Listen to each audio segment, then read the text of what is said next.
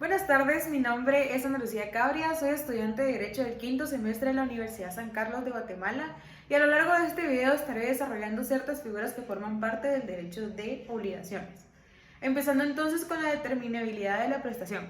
Esto se refiere específicamente cuando en una prestación hay ciertas circunstancias, ciertas determinaciones que deben cumplirse para que la obligación tenga lugar.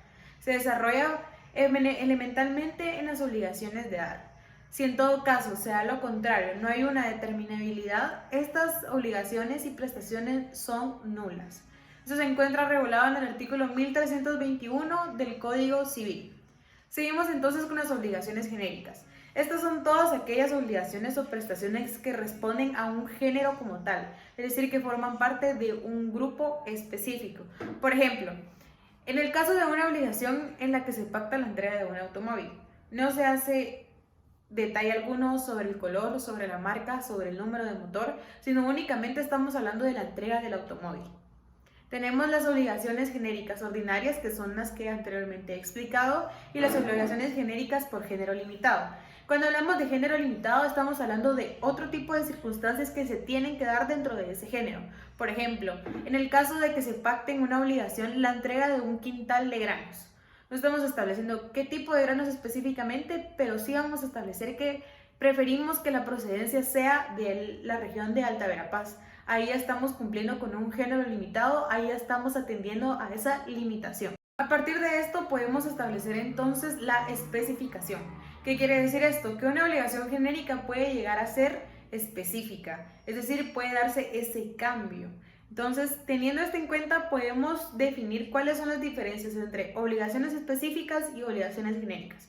En principio, la obligación específica se encuentra determinada, la obligación genérica está indeterminada. La obligación específica se mantiene y la obligación genérica puede llegar a cambiar. Tenemos por otro lado también las obligaciones alternativas. En ellas existe una pluralidad de obligaciones. ¿Qué quiere decir esto? Que se deviene una serie de obligaciones que serán parte de la prestación como tal. Entonces, en caso el deudor no pueda cumplir con una de ellas, tiene esa serie para poder elegir una de ellas y solventar y sustituir la que no pudo cumplir. Esto atiende a la facultad que tiene el deudor para poder elegir la sustitución de la prestación. De igual manera, se puede llegar a dar la imposibilidad sobrevenida del incumplimiento de la obligación alternativa. ¿Qué quiere decir esto? Si en esa serie de obligaciones, en esa pluralidad, hay una que no pueda cumplirse, esa prestación no tiene lugar. Esa prestación es imposible definitivamente. Entonces, podemos establecer que a raíz de eso nace una indemnización de daños y perjuicios a favor del acreedor. Por otro lado, tenemos las obligaciones facultativas. En contrario, esta es una sola obligación. Es decir, en caso hubiera necesidad de sustituirla o no se puede cumplir la una única obligación, tiene que sustituirse por otra, lógicamente, pero no hay esa serie de demás obligaciones para poder elegir una de ellas. Entonces, teniendo en cuenta qué define, qué establece cada una de las obligaciones, podemos establecer diferencias entre unas con las otras. Las diferencias entre las obligaciones facultativas y alternativas es que en principio en la facultativa hay una sola prestación. En las obligaciones alternativas existe esa pluralidad. Entre las obligaciones facultativas y genéricas podemos establecer que la obligación facultativa se encuentra determinada y la obligación genérica no se encuentra determinada. Tenemos también la diferencia de las obligaciones facultativas y las obligaciones accesorias. Tengamos en cuenta que una obligación accesoria depende de una principal. Entonces, en las obligaciones facultativas no existe esa obligación accesoria, es decir, existe solo una. Y en las obligaciones accesorias sí necesitamos de una principal para que nazca la accesoria. Tenemos entonces que una obligación principal en las facultativas debe ser sustituida por otra principal. En las obligaciones accesorias, una accesoria debe ser sustituida por una principal. Teniendo en cuenta estas diferencias entre las obligaciones, podemos establecer como juristas en el momento en que se nos presenten los casos o en el momento en que sea necesario qué tipo de obligación se puede aplicar al contrato dependiendo el caso en concreto que se nos presente. Ahora bien, se pueden presentar las obligaciones pecuniarias, pero para poder entender en qué consisten ellas es necesario que definamos qué es el dinero y cuáles son las funciones del mismo. En principio, el dinero es un bien mueble, fungible y genérico. Este se representa a través de billetes y monedas y tiene un valor jurídico acreditado a través de la ley. Es el único medio de pago que tiene una acreditación jurídica, es decir, el único medio de pago que se puede establecer y el único que reconoce la ley. Parte de sus funciones, en principio tenemos que es un medio para poder adquirir bienes y servicios. En segundo lugar, le da un valor económico a esos bienes y servicios. Y en tercer lugar, a través del dinero o por medio del dinero y haciendo uso de él, podemos cumplir con obligaciones y adquirir también derechos. Entonces, teniendo por entendido esto, las obligaciones pecuniarias son aquellas en las que se entrega una suma de dinero, es decir, en las que el dinero se ve inmersa en la obligación. Entonces tenemos por entendido que una obligación pecuniaria no perece porque el dinero no perece. De igual manera hay que tomar en cuenta que este es un bien productivo. ¿Por qué es un bien productivo? Porque a través de él, pues con la adquisición de bienes y servicios se pueden completar procesos económicos y de producción que conlleven a la satisfacción de ciertas necesidades y cumplan con los derechos y obligaciones que pueden verse en una relación jurídica. Entonces, tenemos que establecer que esta moneda, o sea, el dinero, puede llegar a sufrir ciertos problemas, puede llegar a ser víctima del fenómeno de la inflación o la deflación. ¿Qué quiere decir esto? Cuando el valor adquisitivo del dinero baja o sube. De igual manera, debemos tener en cuenta que como parte de las obligaciones pecuniarias se encuentran las deudas en dinero. Esto tiene dos modalidades. La primera es la suma de dinero, es decir, la entrega del dinero como tal. La segunda es el valor, las deudas en valor. ¿Qué quiere decir esto? Que el dinero adquiere un valor. Por ejemplo, la indemnización de daños y perjuicios. Ahora, el pago de las obligaciones pecuniarias tiene que ser exacto e íntegro a como se pactó. Puede darse el caso en que esto sea pactado en moneda extranjera, pero de igual manera tiene que cumplir con lo pactado, es decir, no puede salirse del marco contractual. Lo siguiente se encuentra regulado en el artículo 1386 y 1397 del Código Civil. Aunado a las obligaciones pecuniarias encontramos las deudas de intereses. ¿Qué quiere decir esto? El interés es esa suma de dinero que hacemos pago extra a la obligación original, a la prestación original, es decir, a la suma pues, original del dinero. Entonces, el interés puede ser legal, quiere decir los que están contenidos en la ley, o puede ser contractual, convencional, que son los que están contenidos en los contratos. Siguiendo la línea de los intereses, es necesario que hagamos ver la figura del anatocismo.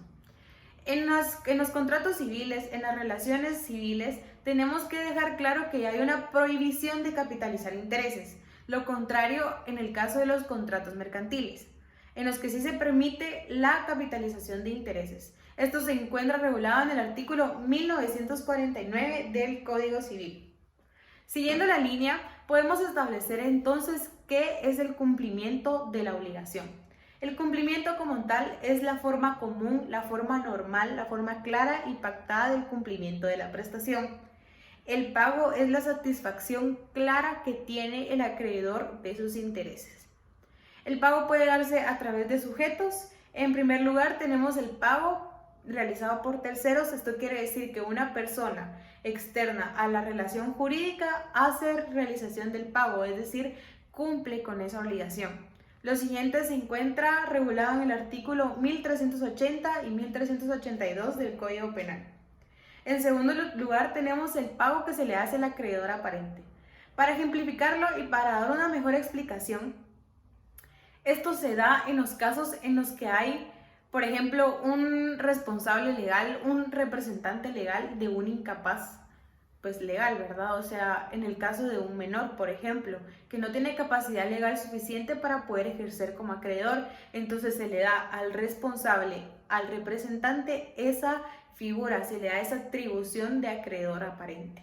Tenemos también el pago a cuenta corriente. Este es un pago común, un pago cualquiera que se realiza a una cuenta bancaria Y por otro lado tenemos el pago por medio de las tarjetas de crédito.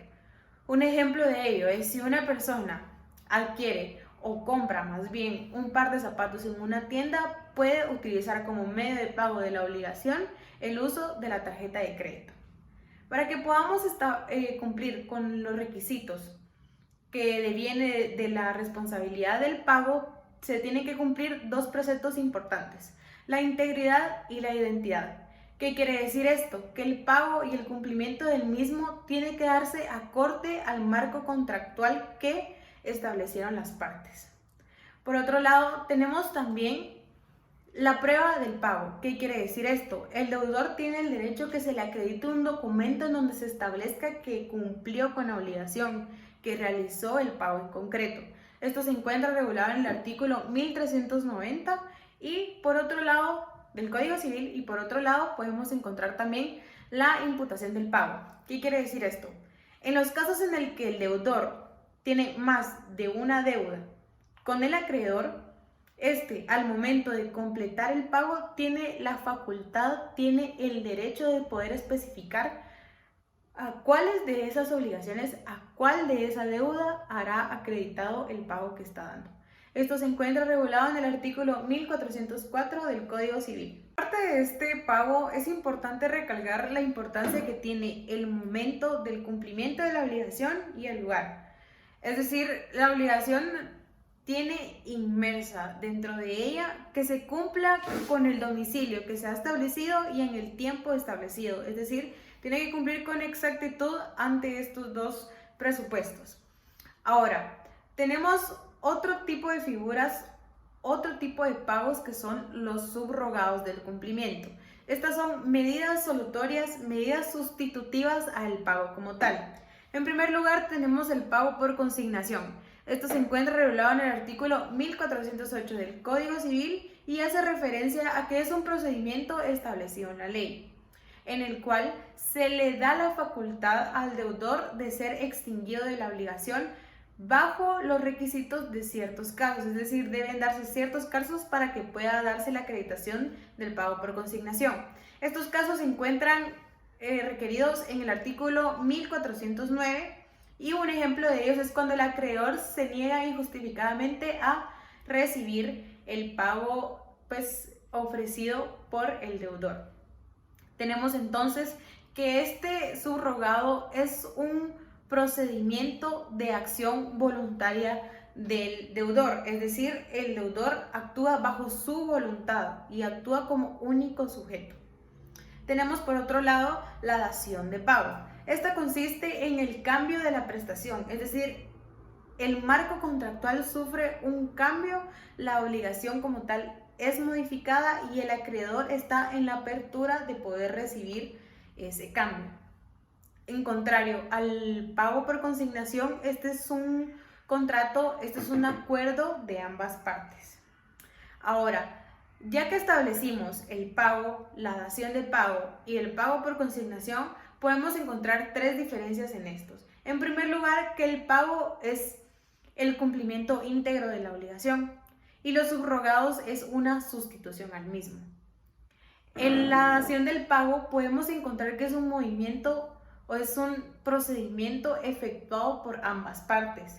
En contraposición se encuentra la consignación del pago, que es técnicamente un acto unilateral. Por otro lado, y como otro ejemplo de los subrogados, tenemos la cesión de bienes. Esto consiste cuando el deudor pone a la disposición del acreedor los bienes con los que cuenta porque no puede solventar esa prestación. Es decir, el deudor se ve imposibilitado de poder cumplir con la obligación y se ve en la necesidad de ofrecer esos bienes. Esto se encuentra regulado en el artículo 1416 del Código Civil y los efectos del mismo están en el 1418 de igual manera del Código Civil. Tenemos que mencionar que uno de los efectos de este subrogado es que el deudor se ve completamente separado de sus bienes, es decir, él ya no es propietario de esos bienes. Ahora, en contraposición de todo lo hablado y explicado anteriormente, tenemos el incumplimiento del pago. ¿En qué consiste este? Básicamente es la insatisfacción del acreedor a causa de algún de algún actuar, de alguna conducta por parte del deudor. Un elemento importante y característico de la obligación como tal y sobre todo de esta figura es la responsabilidad. La responsabilidad puede ser contractual, es decir, la responsabilidad que se ve inmersa y especificada en el contrato, y extracontractual. Estas son las responsabilidades que corren por ley.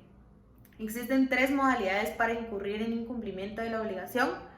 La primera es el incumplimiento tardío. ¿Qué quiere decir esto? La ejecución de la prestación se da tardíamente, o sea, el deudor incurre en una mora y la mora es ese retardo calificado.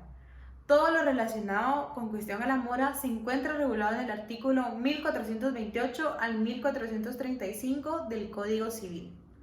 Por otro lado, y por otra modalidad del incumplimiento de la obligación, tenemos ese incumplimiento defectuoso o inexacto.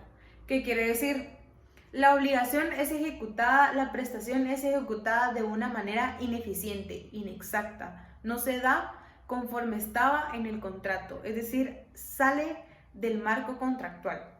Ahora, la tercera modalidad es el incumplimiento definitivo de la obligación. ¿Qué quiere decir esto? La obligación ya no tiene lugar, la obligación ya no tiene momento, el cumplimiento de la misma ya no tiene validez, entonces se repercute o se da lugar a una indemnización de daños y perjuicios. Como parte de este incumplimiento encontramos ciertos efectos que forman parte del desarrollo del mismo. En primer lugar, se da la generación de daños y perjuicios. En segundo lugar, el patrimonio del deudor puede verse perjudicado de lo mismo. Es decir, el patrimonio podría llegar a ser un medio para poder solventar ese incumplimiento de la obligación. Y en tercer lugar, tenemos la responsabilidad del deudor para solventar ese incumplimiento. Ahora bien, se da y se produce la figura de la imposibilidad sobrevenida de la obligación. Esto da lugar a ese hecho, esa situación fuera de las circunstancias normales del cumplimiento de la obligación. Esto se encuentra normado y pactado en el artículo 1330 y 1331 del Código Civil. La misma imposibilidad da lugar a la figura de la teoría de la imprevisión, la cual quiere decir que el deudor no precisamente tiene que verse inmerso en culpa para poder ser parte de ese incumplimiento. Y como resultado de ello, la prestación, la obligación y el contrato podría llegar a verse revisado por una autoridad judicial y que ésta resuelva si tiene que ser extinguida la obligación y extinguido el contrato o únicamente tiene que modificarse. Por otro lado, tenemos claramente la figura y las circunstancias que devienen de la responsabilidad por el incumplimiento. Como se mencionaba anteriormente, esa responsabilidad es el elemento fundamental de la obligación. Es básicamente esa insatisfacción del acreedor. Como requisito necesitamos que en principio haya un contrato, que haya una obligación pactada. En segundo, necesitamos que esa obligación haya sido incumplida y que ese incumplimiento de la obligación, que esa derivación, digámoslo así, de incumplimiento, esa derivación de fuera de lo que estaba pactado, dé lugar a una indemnización de daños y perjuicios. Entonces, tenemos por entendido que las consecuencias de esta responsabilidad, en principio, son daños ocasionados por la omisión, inexactitud o deficiencia de la prestación. En segundo lugar, tenemos la responsabilidad del deudor, del derecho del deudor con el acreedor. Para mejor entendimiento de cómo funciona la responsabilidad, se establecen ciertas premisas que tratan de explicar elementos importantes dentro del desarrollo de la responsabilidad. La primera premisa establece que del incumplimiento se desencadena una responsabilidad del deudor. Y esta responsabilidad lo que tiene es esa insatisfacción del acreedor. Y la insatisfacción llevará a al resarcimiento y a la indemnización de daños y perjuicios. La segunda premisa que se establece es que la responsabilidad del deudor puede verse fundada en la culpa. Lo siguiente se encuentra regulado del artículo 1423 al 1426 del Código Civil. La tercera premisa lo que establece es que en las relaciones, en la responsabilidad contractual, se advierte de una infracción de conducta del deudor. ¿Qué quiere decir esto? Que el deudor puede haberse visto e incurrido en una situación de culpa o dolo. Ahora, como cuarta premisa tenemos las alternativas del acreedor para poder demandar al deudor. En primer lugar tenemos la prestación in natura, lo cual se encuentra regulado en el artículo 1329 del Código Civil y hace referencia a que el acreedor puede exigir, puede dar lugar a una modificación, es decir, puede establecer nuevos mecanismos para que esa obligación sea cumplida, y de ser lo contrario, el deudor se ve en el lugar de tener que resarcir esos daños y perjuicios que pueden haberse visto como resultado del incumplimiento.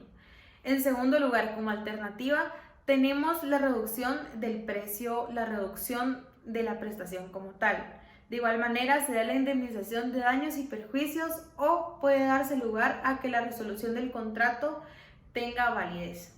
Siguiendo la línea de la responsabilidad por incumplimiento, se dan los casos de exoneración del deudor. En principio existe el caso fortuito y la fuerza mayor. Ambas situaciones tienen las mismas consecuencias jurídicas. Ambas situaciones son imprevisibles e inevitables, con la diferencia que el caso fortuito es a causa de un hecho de la naturaleza y la fuerza mayor es a causa de una conducta humana. Tenemos también la falta de cooperación por parte del acreedor. Esto se encuentra regulado en el artículo 1329 del Código Civil y hace referencia a que el acreedor se ve en la obligación, él tiene que hacer que esa obligación, esa prestación sea cumplida, es decir, él tiene que dar lugar para eso, no tiene por qué obstaculizar el cumplimiento de la prestación. De igual manera, se puede dar la mora del acreedor, la cual exonera al deudor de la mora, es decir, si hay mora del acreedor, no puede haber una mora del deudor. Y se dan los casos, por ejemplo, en los que el acreedor se niega injustificadamente a recibir el pago de la prestación. Tenemos por otro lado también la lesión del crédito por parte de un tercero. ¿Qué quiere decir esto? Si en caso un tercero, una persona ajena a la prestación, incurrió en un incumplimiento o hizo que el incumplimiento tuviera lugar, debe ser el tercero el que se encargue de la indemnización de daños y perjuicios. Existen otras situaciones que de igual manera responden a la responsabilidad. La primera es la responsabilidad fundada en la culpa. Quiere decir que el deudor, al momento de incumplir con la prestación, tuvo que haber actuado con culpa, es decir, tuvo que haberse visto en una conducta en la que se incluyó la culpa. Lo siguiente se encuentra regulado en el artículo 1424 del Código Civil. Y por otro lado tenemos la responsabilidad fundada en el dolo. De igual manera, el deudor incurrió en una actividad, en una conducta que se vio inmerso de dolo. Esto se encuentra regulado en el artículo 1534 del Código Civil. Ahora, se dan los supuestos de objetividad del deudor. ¿Qué quiere decir esto? Que aunque haya habido culpa, aunque fuera la situación que fuera, de igual manera tiene que darse el resarcimiento de los daños y perjuicios. Por ejemplo, en los contratos por obras, de las actividades peligrosas y de los medios de transporte. Tenemos por otro lado, y como último punto de esta responsabilidad, los acuerdos o los pactos de la responsabilidad del deudor.